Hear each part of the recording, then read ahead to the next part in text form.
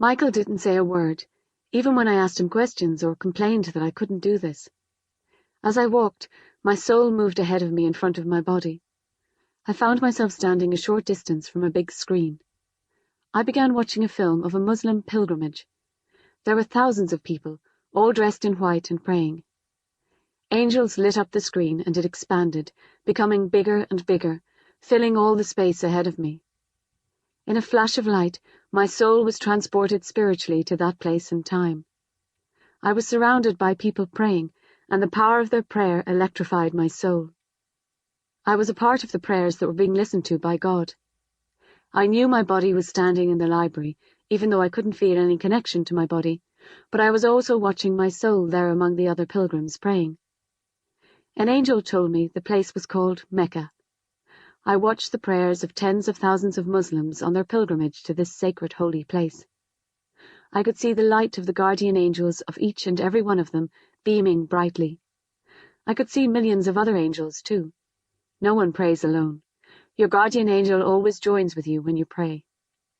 Other angels always join in your prayers too, and that is why I saw these millions of angels. We can also ask the angels to join us in our prayers, thereby increasing the power of the prayer to God. Occasionally, I am asked whether we should pray to angels. I only pray to God. I talk to angels. I ask them for their help, and I ask them to pray to God with me. As each pilgrim prayed, I could see the words of his prayer been taken by his guardian angel and given to one of the millions of angels there to carry prayers to the throne of heaven. The angels that carry our prayers up to heaven are prayer angels. They never show me a human appearance, and their light is somewhat different to other angels. They move upwards and then disappear, leaving a trail behind them. They move so fast, it's as if they are part of a never-ending stream. An angel carries each and every prayer, or prayerful thought, upwards. The stream of angels carrying prayers heavenwards was never-ending. It didn't cease for 1 second. The power and glory of what I was seeing was indescribable. The power of prayer can move this world of ours towards peace, towards unity, towards a better world. Those Muslims were praising God, praying for what they believed was right, and their prayers were being listened to. I continued to see my soul in amongst all these Muslims praising God.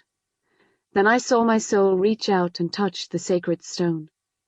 From the depth of my soul came a cry, a prayer of unity, a call for all religions to join together. Imagine seeing all religions of the world joining together, all religions under the one umbrella, the way my soul knows they should be.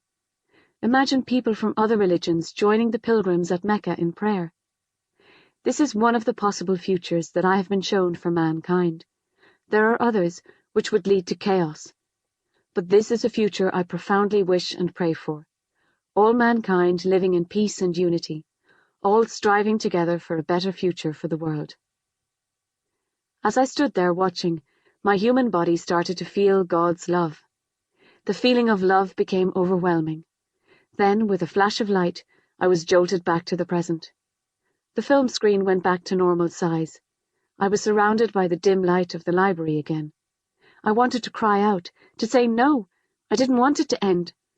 My soul was enjoying being in the midst of such fervent prayer.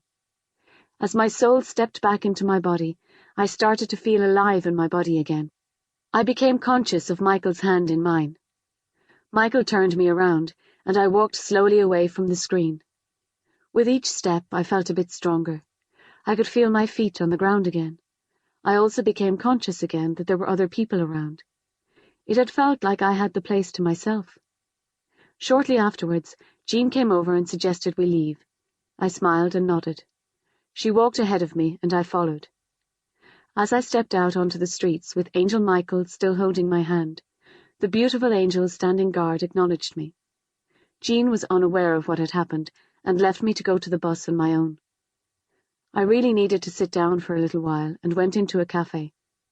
As I entered, Angel Michael said he had to leave. The touch of his hand faded slowly as I thanked him, and he disappeared. I sat in the cafe thinking. The angels had always told me that it didn't matter what religion anyone belonged to. The truth is that it's the forces of evil that create divisions between one religion and another, making one religion feel that their beliefs are superior to another's. God and the angels have told me that there are many stairways to heaven. No one religion controls access to heaven.